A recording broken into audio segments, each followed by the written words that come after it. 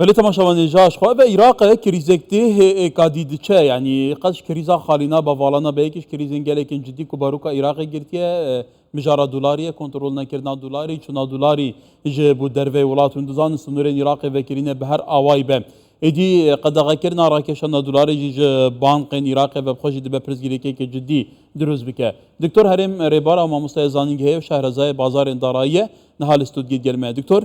بخیر بی هرچند حکومت سودانی هول داوا به گورینی سرویکی بانقی نواندی و کمالی کرکاری ترو هرزان کردینی بهای دلار که ام قیرانه چاره سر که بلام روز به روز خراب تره چون لیک دادیت و بوای خوی اما اساسی ام قیرانه گرت و بوی که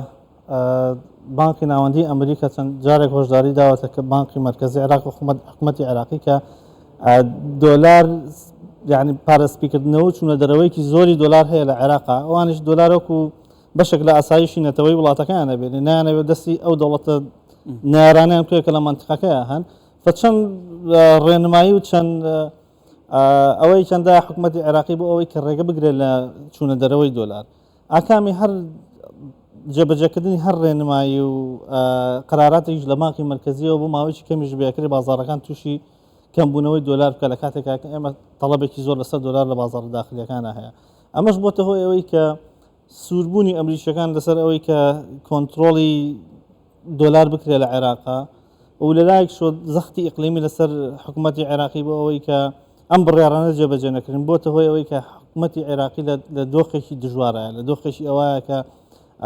پێویستە قرار بدە کە چیتر ئایا کە دۆلار نەگاتە دەوڵەتە دراوسەکانی نەچێتە دەرەوە سپی نەکرێتەوە و ئەمریکیەکانیش پێشتر چەند جارێکە بانقی مەرکەزیان ئاگادار کردوێتەوە ئەوەیە کە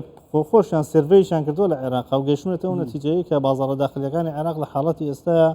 ڕۆژانە پێویستی بە 50 میلیۆن دلار هەیە بۆ ئەوەی کە خواستی ناوخۆمان پڕ بکاتەوە لە حاڵەتێکە کە ئێمە بەردەوامی ڕۆژانە 200 بۆ 250 میلیۆن دلارمان خصوصا بازارەوە کەواتە لێچوونێکی بە نزیکی 100 میلیۆن دلار ڕۆژانە لەناو بازارەکانی عێراقا هەیە کە ئەمەش بۆتە هۆی ئەوەی کە نیگەرانی لە ئەمریکیەکان دروست بکە و لە بیریشمان نەچێت بۆچی ئەمریکیەکان دەسەڵاتی ئەوان هەیە کە کۆنتڕۆڵی نرخی دۆلار بکەن یان زەخت لە حکوومەتی عێراقی بکەن بە گوێرەی ڕێکەوتنێکە لە نێوان فدرال ڕزێرڤ ئەمریکیەکان و لە حکوومەتی عێراقی کراوە پاش 2023 هەموو ئەو پارەی ئەو نەوتەی کە عێراقی فرۆشێ ڕاستەوخۆ ناگەڕێتەوە عێراق بەڵکو لە بانقی ناوەندی ئەمریکا ئەمێنێتەوە حسب احتیاجات و تەڵەبی و خەرجی عێراق ئەو پارەیە ئەگەڕێتەوە ڕاستە ئێستا عێراق خاوەنی 100 میلیارد دەکا بۆ چل تەن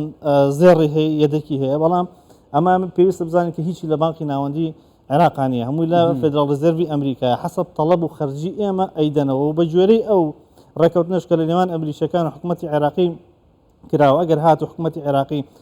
استیفادەی لەم دۆلارە کرد ئەمریکیەکان دەسەڵاتی ئەوان هەیە کە دۆلارەکە نەنێرن بۆ عێراق. ولی دکتۆر خۆت دەزانی کاریگەری ئێران لەسەر عێراق چۆنە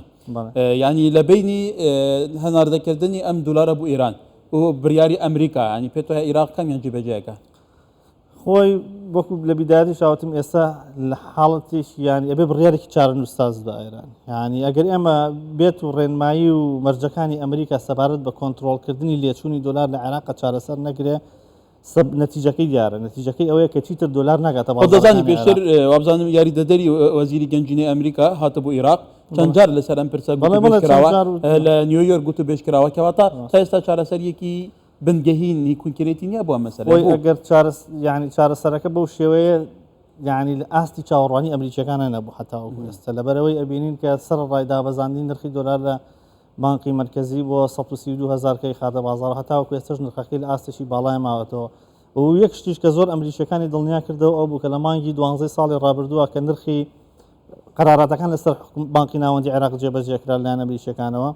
و سعری دۆلار گەیشتە نزیک 170,000 ئەگەر ببینی لەو فترە زەمەنیەیە تمەنی ئێرانی لە داخلی ئێرانە 2 میلیۆن و نیو تمەن نرخەکەی 100 دلار لە حاڵت لەو کاتی کە لەو مانگەیە کە دلار لە عێراق کەم بووە 4 میلیۆن بوو بە 4 میلیۆن بۆ 4 میلیۆن و نیو بۆ 100 دلار یعنی بەڕێژە لە 150 بەهاکەی دەزا ئەمەش ئەمریکیەکانی دڵنیا کردەوە لەوەی کە فعلاً عێراق پێداویستی دۆلاری داخلی ئێرانی پڕ کردوێتەوە بە کەم بوونەوەی دۆلار لە عێراقا سەبەبەکەی بۆ جارێکی تر تمەنی ئێرانی ئینهیار بکە هۆشیاری تونند و ئاگادارکردنەوەی کۆتایی دراوەتە بانقی مرکزی و عێراقیەکانەوە ئەگەر عێراقیەکان بێت و نتوان لەژێر نفوزی ئێران دەرچن و مەرج و ڕێنمایانەی ئەمریکەکان جێبەجێ نەکەن من پێم وایە کە دیناری عێراقیەکەوێتە بەر هەڕەشە و مەترسیێکی گەورە و احتیمالەتی ڕوخانی هەیە لە بازارە احتیمالەتی ڕوخانەکە شێگەڕێتەوە بۆەوەی کە تۆ وەکو وتمان لە بدایەتە سەرچاوی دۆلارەکە لای خۆت نییە کە سەرچاوی دۆلار لای خۆت نەبوو دۆلار نەگەیشتێ ئەو کاتە چییە بێ دکتۆر هەڵبەت خۆتە زانی کاریگەری ئێران لەسەر عێراق چونە دەبێت ئەمە تەبەن لە لای ڕای گشتی خەڵکی عێراقیش ڕۆن بووتەوە کە کاریگەری ئێران لەوانەیە لە ئەمریکا زیاتر بێ لە عێراقە کەواتە ئەگەر ڕەوشێکە بەم شێوەیە بەردەوام بێت خۆتە زانی ینی بای دولار ئێستا بەردەوام بەرەو بەرزبوونەوە دەچێت کەواتە چارەنووسی ئەم دولارە و چی لێ دێ لە عێراق وەکو وتم دوو سیناریۆ سیناریۆ یەکەمیانەوەیە کە ئایا عێراقیەکان مەرج و ڕێنمایەکانی فدرال ڕزێرڤی ئەمریکا جێبەجێەکەن یاخۆ لەژێر نفوزی ئەگەر جێبەجێ نەکراوە دیناری عێراقی لە بازاڕ تووشی کارەساتێکی گەورە بێ بە 250 هزاریش لە بازاڕە ناوەستێ لەبەرەوەی تۆ دۆلارت بۆ نایە کە دۆلار نەگەیشتێ و خواستی داخلی هێشتا نە دلار هەر زیادە بێ خواستی داخلی زیادە بێ دۆلارێکی کەمتر دێ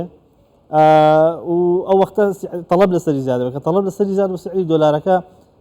خراپ گرانە بێ لە بازار چونکە لە بیرمان نەچوێ لە حاڵەتی ئێستا لە حکوومەتی عێراقی مانگانە تەنها بۆ موچەی فەرمانبەران 5.5 میلیارد دلار لە هەموو عێراقا ئەم بانکی مرکزی ئەم دۆلارە خاتە بازارەوە بۆچی خاتە بازارەوە لەبەرەوەی کە دیناری پێ بکرێتەوە کە ئەڵێ ئەمڕۆ 200 میلیۆن دلار خراە بازارەکەەوە بالمقابلی ئەی خاتە بازارەوە دیناری پێکرد دینارەکەشی بۆچی بۆی کە تەمویلی حکوومەتی پێ بکات کە موچەی فەرمانبەرەکانی پێ توزيع بكان يعني بسيطين شتوي كأجر حكومة العراقية نتواني أو ديناري كلا بازارها هاي بكرته موسيقى فرمان في توزيع بكان توش انهيار وكارثات شيء قريب. بل دوار كاري شوى كبنك كان يدي لموضوع بتهبتي لسنتي 2024 كأوندنا ماوا يقدمانك ماوا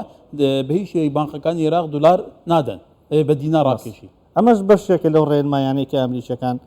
ببنك مركزي داوا ك لهي سلطة كانية كاك كارتو عملة رسمية دو عملة هبي لولاتك هسه دولة الدراسة كان يخومان سفري أوروبا كاشيتا أمريكا عملة رسمية أولاته بس يبتو بو تعاملك يعني يصل دولة شو تركيا أجر $100 في بدكان بيبقى حتى أكو جيتا نوسنجيشي على جور درابوي بيجوريتو تعاملي بيبقى لو ركز ليت برناقري بلام ليرة واني له همو ماركت شيء لك والله أنا ليرة تواني دو $100 بيورجكيتو باقيش تدريتو إيش بيكره وشتي بيكره خانو تبى دولار سيارة تبى دولار يعني زۆربەی معاملەکانمان بە دۆلارە کە لە ئەساسا ئەمە غەڵەتە ئەبێتە هۆی چی بێتە هۆی ئەوەی کە تەڵەبێکی زیاد حەزیاد لە پێویست لە بازاڕە هەبێ سەبارەت بە دولار ئەگەر ئەمە بچێتە بواری جێبەجێکردنەوە من پێم وانیە کە لە دوورمەودا لە مەسلحەتی خەڵک نەبێت لە دوورمەودا پێم وایە لە مەسلحەتی خەڵکە لەبەرەوەی کە ئەبێتە هۆی ئەوەی کە عادەتەن تۆ بۆ ئەوەی کە عملەی داخلی وڵاتەکەت بە قوت بکەیت و وا بکەیت کە معاملەی زیاتری پێ بکرێ ئەبێ عملەکە سەحب بکەیت ئێستا ئێمە دوو عملەمان هەیە ئەگەر عملەی كان سحب بكري بدڵنیایی و مامەڵەکردن بە عملەکەی ترکە دیناری عێراقیە لە بازاڕە زۆر زیاترە بێ لە حاڵەتی معاملەکردن بە عملەکەی ترە بێتە هۆی ئەوەی کە قوتێک پەیدا بکە قوتەکەشی لەکوێ پەیداکە کە تو دۆلارەکە سحب کردەوە لە بازاڕا بێتە هۆی ئەوەی کە بانقەکان و دامەزراوەکانی حکوومەت دۆلارێکی زیاتریان لەبەردەسابێت لە حاڵەتی پێویستیە بتوانن ئەو دۆلارە بخەنە بازاڕەوە و هاوسەنگەکە زیاتر بپارێزن یعنی ئەمەش بەشێکە لە ڕێکارەکانی کە بەڵام لە عێراق من پێم وایە ئەوە لەسەر مستەوایکی تا ڕادەیەک بەسیتە چونکە ئێمە کێشەی لێچوونی گەورە هەیە ئەوکو باست کرد ئێران لوبنانە سووریایە تورکیایە بەڵێ ئەم کێشانە بێ ینی لە ئەساسە چارەسەر بکرێن نەکەوەی کە تۆ دەستبردن بۆ بازاڕە داخلیەکان حتا ڕادێک قەرارێکی باشە وەکوڵ لە دوورمەودای استفادەی لێکن بەڵام هێشتا شتی زۆر گەورەتر و زیاترەیە کە پێویست حکوومەتی عێراقی پێی هەستێ پێش ئەوەی کە ئەو قەرارەتەنە کەواتە بە کورتی دکتۆر ئەو حالەتێکی ئێستا هەیە چون لك جديدة فعلا حالتك مترسية فعلا حالتك باي دولار زيادة برجيتوا عفوا فعلا في ما حالتك ك جگەی هەڵوەستە لەسەرکردنی زۆر گرنگە و بانکی مرکزی حکوومەتی عێراقیش پێویستە زۆر بەوریاییەوە تحامل لەگەڵ دۆخەکە بکەن لەبەرەوەی